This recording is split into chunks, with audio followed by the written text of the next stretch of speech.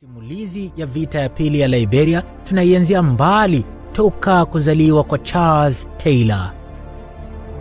Januari 28 mwaka 1948 kule Arthington karibu na jiji la Monrovia, mji mkuu wa Liberia, alizaliwa Charles MacArthur Gankai Taylor, maarufu duniani kama Charles Taylor, mtoto wa mzee Nelson Taylor na mwanamama Zoe Taylor. Charles Taylor alikuwa ni mtoto toka familia ya kitajiri. Baba yake alikuwa jaji na familia yao ilitambulika miongoni mwa familia zenye hadhi kubwa na fedha nyingi kule Liberia.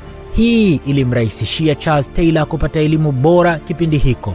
Elimu ya msingi na elimu ya sekondari aliianzia nchini mwao Liberia, ila baadaye mwaka 1972 akaendelea na masomo ng'ambo kule Marekani katika shule ya Newman ambako alihitimu mwaka 1974 na kupata ufaulu uliomtosha kwenda chuo kikuu.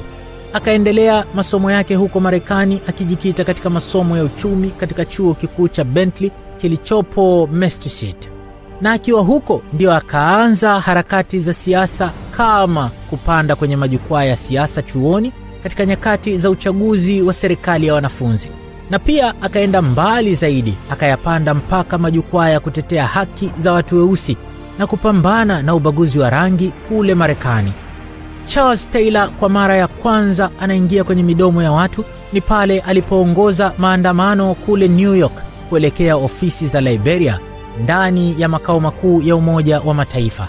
Hapa ndio watu walishtuka, kijana mdogo anaongoza maandamano nje ya nchi kuhoji utawala wa William Tolbert aliyekuwa rais wa Liberia kipindi hiko, utawala ambao ulikuwa ukiongelewa vibaya na karibu wa Liberia wote, hasa wale wazawa wa asilia. Mfano, Rais William Tolbert alikosolewa sana kwa utawala wake wa mabavu kwa kitendo cha kuwafunga gerezani wanasiasa wa upinzani, akiwataja ni wafungwa wa kisiasa. Basi wachambuzi wa masuala ya siasa baadaye wakasema kitendo alichofanya Charles Taylor kilikuwa mwanzo wa kuangusha utawala wa Rais William Tolbert ambaye alionekana mwamba imara usiong'oka kirahisi. Lakini pia CIA hutajwa kuwa nyuma ya anguko hilo kutokana na kwamba William Tolbert alikuwa mshirika wa siasa za mlengo wa kushoto, yaani alikuwa rafiki wa Urusi, hivyo ni adui wa Marekani. Charles Taylor akazidi kung'aa kwenye ulimwengu wa kisiasa na kutumia majukwaa mbalimbali ya siasa kuhoji na kuikosoa serikali ya Rais William Tolbert, huku akiendelea kusalia huko Marekani angali akiwa ameshamaliza masomo yake ya chuo kikuu. Ni kwamba alijua kabisa kurudi kwake nyumbani kwao huko Liberia ingekuwa ni sawa na kujichimbia kaburi, kwani Rais Tolbert alikuwa akimmezea mate ya uchu kwa muda mrefu tangu alipoanza kujipambanua kuwa ni hasimu wake. Huko Liberia, April 12 mwaka 1980, kikundi cha wanajeshi wa Liberia kikiongozwa na Sergeant Samuel Doe kikavamia ikulu, na lengo lilikuwa ni moja tu, kwenda kumng'oa madarakani Rais William Tolbert.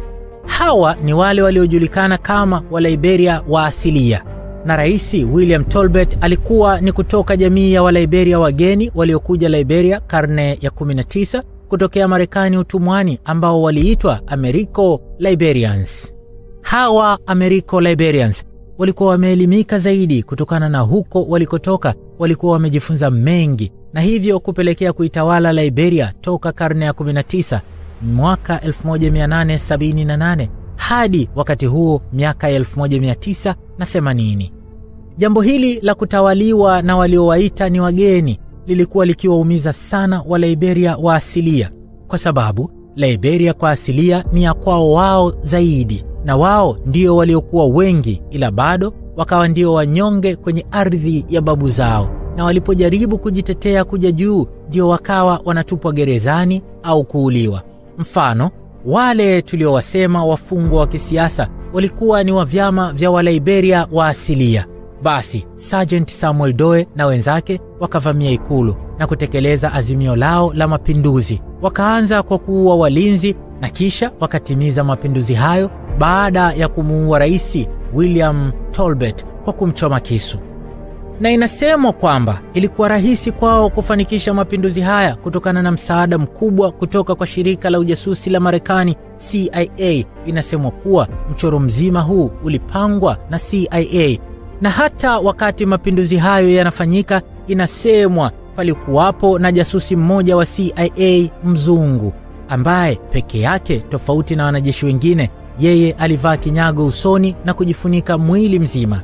Hili lilisimuliwa na mjane mke wake William Tolbert. Mwanamama Victoria alidai kuwa wakati wanamuua mume wake, nguo ya huyo anayesema ni jasusi wa CIA ilifunuka na kuonyesha sehemu ya mwili wake, na ndipo alipomuona kuwa ni mzungu. Sasa utawala mpya wa kijeshi wa Sergeant Samuel Doe ukaanza, huku mshirika wake akiwa ni Marekani. Wa Liberia walimuona Samuel Doe kama malaika aliyeteuliwa na Mungu kuja kuwakomboa, kwa maana alikuwa Mliberia wa asilia. Waliamini amekuja kuwainua wa Liberia wazawa na kuleta usawa kwa wa Liberia wote. Kwanza kabisa, Sergeant Samuel Doe alikamata viongozi wote wakubwa wa serikali ya marehemu William Tolbert na kuwafikisha mahakamani kwa makosa mbalimbali kama ufisadi, matumizi mabaya ya madaraka na rushwa. Na viongozi hao mahakamani walipelekwa ikiwa ni danganya toto, ila hasa hukumu yao ilitokea Ikulu na wote walihukumiwa adhabu ya kifo. Wananchi wakazidi kuona wamepata kiongozi mkali mwenye kutetea maslahi ya wa Liberia, ila bahati mbaya sana haikuwa hivyo, kwani uongozi wa Samuel Doe ulibadilika ghafla na kuwa mchungu zaidi ya ulivyokuwa utawala wa William Tolbert. Samuel Doe aliifinyanga katiba na kuitupa jaani, kisha nchi akaitawala kidikteta. Na wakati huu sasa ndio Charles Taylor akarudi nyumbani kwao Liberia na kuwa sehemu ya utawala wa Rais Samuel Doe. Alipewa kitengo nyeti na kuwa mkurugenzi mkuu wa taasisi iliyoitwa General Service Agency GSA, idara iliyohusika na uendeshaji mkubwa wa bajeti ya taifa hilo na manunuzi yote ya serikali. Charles Taylor alikabidhiwa fuko la pesa na hakuwakumbuka tena wananchi, akawa fisadi na mwizi haswa. Lakini kuna jambo Charles Taylor alikosea kwenye misingi ya wizi wake wa fedha za umma. Alikula kwa uchoyo peke yake bila kumshirikisha Rais Samuel Doe. Akawa anazipiga fedha za umma mwenyewe kimya kimya na kuzisafirisha kwenye akaunti zake zilizokuwa huko Marekani. Rais Samuel Doe akataarifiwa jambo hilo na kukasirika sana, na kilichomkera zaidi ni kuambiwa fedha hizo zinakwenda kuandaliwa kwa ajili ya kutumika katika utekelezaji wa mapinduzi dhidi yake. Mapinduzi yanaandaliwa ili kumng'oa yeye madarakani na Charles Taylor awe ndiye rais mpya. Samuel Doe akamcharukia bwana Taylor na kumtaka ajibu tuhuma hizo, na Taylor akajitetea ya kwamba si kweli, ila hakuaminika na huo utetezi wake. Mwaka 1983 akaondolewa katika hiyo nafasi yake. Pia tume ya uchunguzi ikaundwa ili kujua ukweli wa madai hayo, ili sasa hatua stahiki zichukuliwe dhidi yake kama kweli alikuwa na hatia. Charles Taylor akaona kuumbuka na kuuliwa kabisa kuna karibia.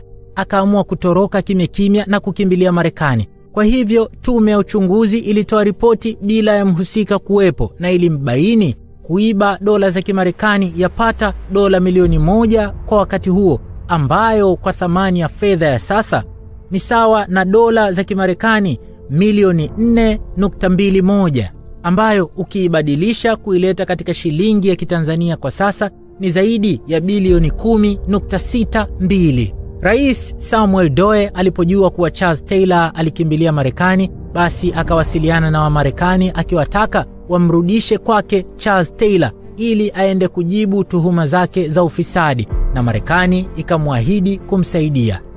Msako wa Charles Taylor ukaanza huko Marekani, wakimsaka amejificha wapi, na miezi ikawa inakwenda bila ya mafanikio ya kumtia mkononi.